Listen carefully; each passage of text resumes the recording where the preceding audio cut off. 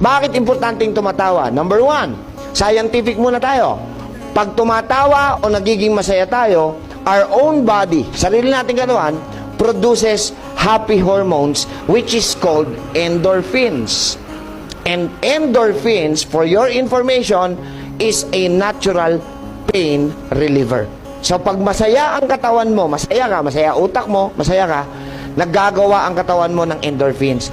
Unti-unti nawawala yung pain.